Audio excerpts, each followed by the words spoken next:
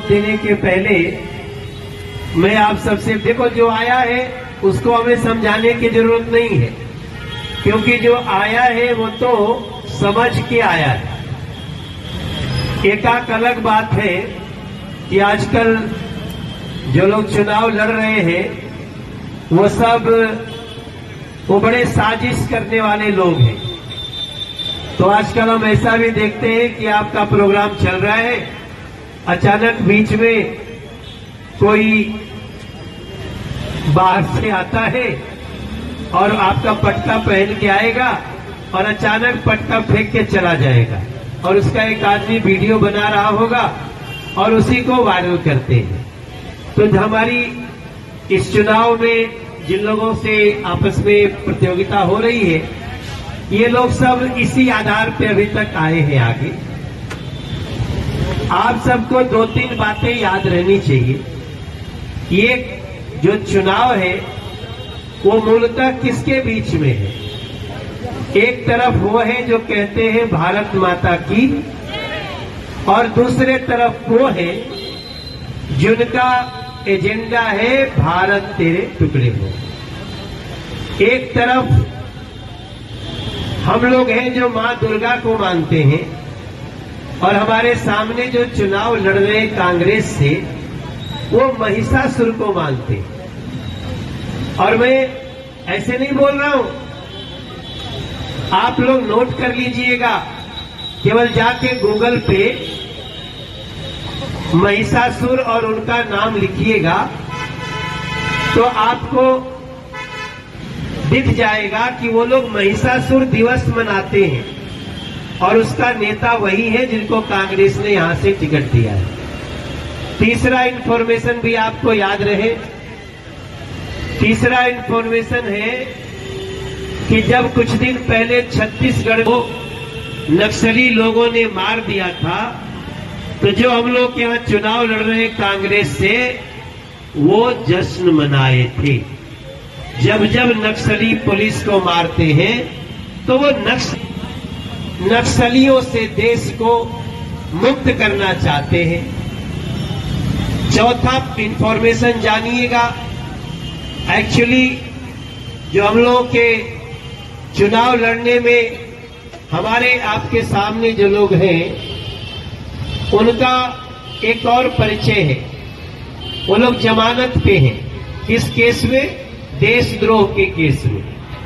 उनके ऊपर देशद्रोह का केस चल रहा है और वो जमानत पे हैं, और जमानत देते हुए जज ने भी कहा है ये एंटी नेशनल लोग हैं और इनको नहीं रोका गया तो ये देश में बहुत जहर फैला सकते हैं। ये भी याद रखिएगा।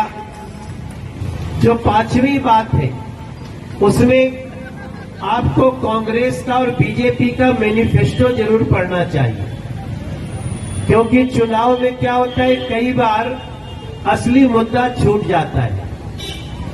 बीजेपी का मैनिफेस्टो है कि हमने अभी तक जो काम किया है वो ट्रेलर है, अभी आगे हमको 3 करोड़ और लोगों को बेघर को घर देना है। 70 साल का जो भी हो गया, अब वो चाहे गरीब है या मध्यम वर्गीय है, इस देश के सभी उन लोगों को जो 70 साल के हो जाएंगे उनको 5 लाख रुपया तक के इलाज की जिम्मेदारी नरेंद्र मोदी की सरकार उठाएगी। इसको ये भी समझ सकते हैं कि 70 साल का होकर के अब हर बुजुर्ग सुख पाएगा, अगर हुआ बीमार तो मोदी खुद इलाज करवाएगा। अगला इंफॉर्मेशन, अगर कोई बच्चा इंटरमीडिएट करने के बाद रोजगार चाहिए तो उसको मोदी सरकार 20 लाख रुपया मुहैया कराएगी, जिससे वो अपना रोजगार भी कर सके और वो दूसरे साथियों को भी काम दे सके। लेकिन कांग्रेस का भी मैनिफेस्टो पढ़ लीजिएगा। कांग्रेस का मैनिफेस्टो है कि अगर कांग्रेस सरकार में आती है तो इस देश में लोगों के संपत्ति की जांच कराएगी, और अगर आपके मैं इसको उदाहरण में समझाता हूं। बेसिकली उनका वादा ये है कि वो बैंक को इंश्योर करेंगे कि बैंक अपने बैंक में जितने अकाउंट धारी हैं, अगर किसी इसको ठीक से नहीं सुना तो एक बार फिर से सुनिएगा। कांग्रेस कहती है कि वी विल इंश्योर, हम ये इंश्योर करेंगे कि bank will give institutional credit.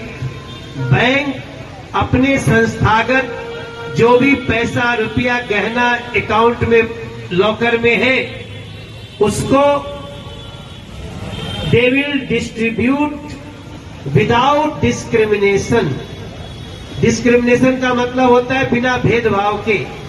तो कहने का मतलब अगर आपके 4 बच्चे हैं, आपके अकाउंट में 4 लाख रुपए हैं और किसी मुसलमान भाई बहन के अकाउंट में 20,000 रुपए हैं और उसके 5 बच्चे हैं, तो आपके 4 उसके 5 आपके 4 लाख को 9 भाग में बांट करके उनको अकाउंट में शिफ्ट कर दिया जाएगा। आप लोग मुझे ये बात आपको इसलिए बतानी पड़ रही है, अभी तो ये सुनने की बात है, नारा तो लग जाएगा। ये बहुत गंभीर बात है, थोड़ा दिल पे चोट आएगी, लेकिन इसको समझना जरूरी है। क्योंकि अभी क्या होगा, चुनाव में होता है, भाई देखो तुम हमारी जाति के हो, तुम हमारी बिरादरी के हो, तुम हमारे समाज के हो, तुम हमारे प्रांत के हो, लेकिन इसमें अगर कोई खो गया तो वो अपने बच्चों के भविष्य पर ही चोट करने वाला है। इसलिए मेरे बाबरपुर के भाई बहन, मनोज तिवारी जो आपको इन्फॉर्मेशन दे रहा है, उस इन्फॉर्मेशन को आप नोट कर ले। आप घर जाएं, अपने किसी बच्चे से जो इंटरमीडिएट किया हो, पढ़ा लिखा हो, 10th पास किया हो, उसको पूछिए कि मनोज तिवारी ने आज एक जानकारी दी है, इसकी सच्चाई क्या है। हाँ जी सर। आप जब इसकी सच्चाई प्राप्त करेंगे तो आपको इसी लाइन को प्रधानमंत्री जी ने थोड़े दिन पहले कहा था कि अब कांग्रेस की नजर बहनों के मंगलसूत्र पर है।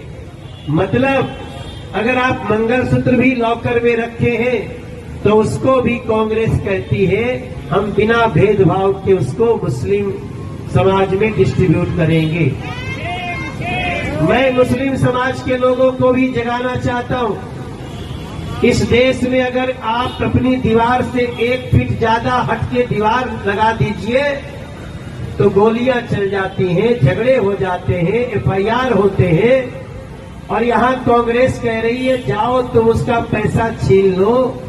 आने वाले समय में सड़कों पे क्या होगा, खून खराबे होंगे, दंगे होंगे, गृह युद्ध होगा।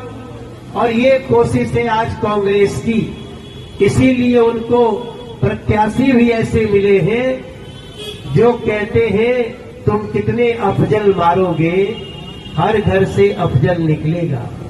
इसका अर्थ क्या हुआ, हुई अफजल। अफजल कौन था?